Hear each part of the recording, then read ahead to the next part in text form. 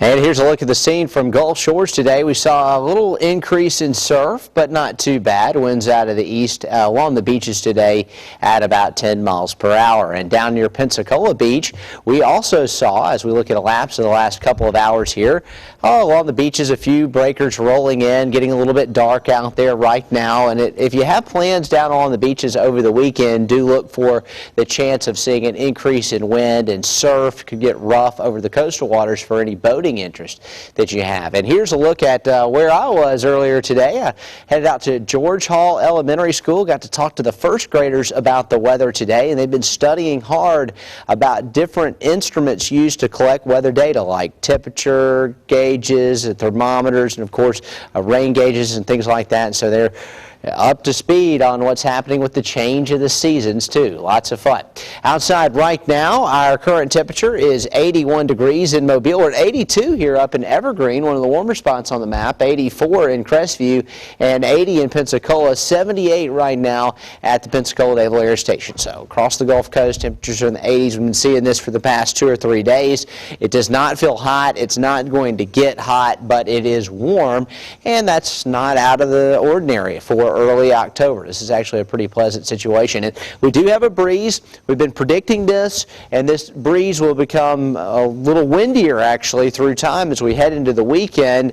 Right now, though, only at about a 10-mile-per-hour breeze in most spots, with a little southerly component to the wind right along the immediate beaches due to differential heating. As a result of that, our humidity values are slightly higher. Relative humidity between 40% in Mobile to the 50 to 55% range around Pensacola.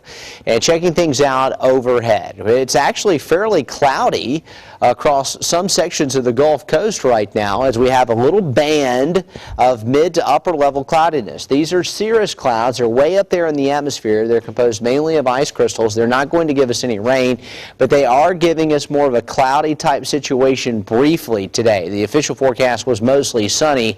We just have a renegade passing band of clouds, which should be out of the picture overnight. We'll turn back over to mostly clear conditions tonight and tomorrow. Just a little change in the situation. High pressure is now shifted. It's working out here towards the Carolina coast. The front is starting to work back to the north, and these features will come together to give us a strong pressure gradient scenario, and also an increase in moisture. A water vapor loop showing an increase in moisture across the area. Let's take you through time with this.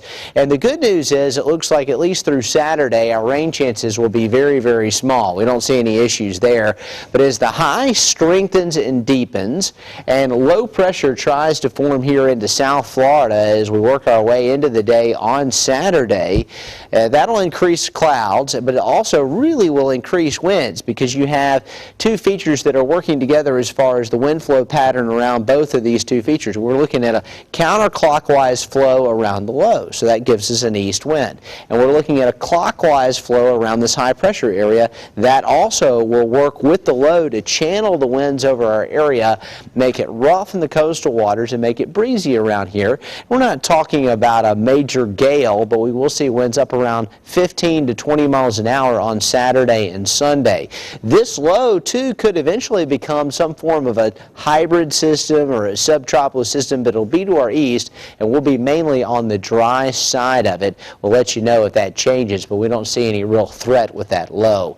And as far as the situation with our futurecast, our overnight lows tonight down to 60 degrees in Mobile, 59 at Bay Minette, 60 in Milton, and middle 60s Gulf Shores and Pensacola tonight, so a little milder overnight. How about a hurricane on the map? Well, we have one.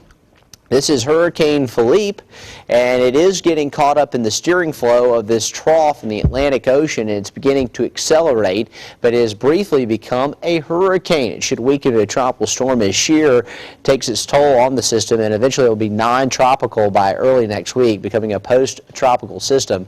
Here's the U.S. here. We're right there.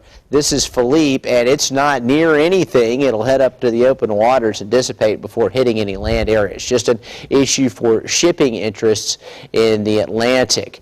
As far as our situation with the low that may form down here around the Keys, nothing in the short term. There's hardly any rain down here at all. Tomorrow, temperatures will be up around 85 again. Coastal areas will be at 83. The wind will be about 5 miles per hour stronger tomorrow, so a bit breezy, and mostly sunny skies will be anticipated on our Friday. Yeah, we made it through the week. Okay, let's look at the weekend then and see what the deal is. You know, we have Bayfest this weekend. It's an imported forecast.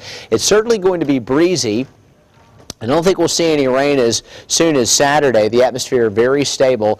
It is possible that we'll be seeing a few isolated showers on Sunday, a 20% chance of rain. Very low chances, mainly in the afternoon. Monday and Tuesday of next week could be a bit unsettled. It depends on the exact strength and track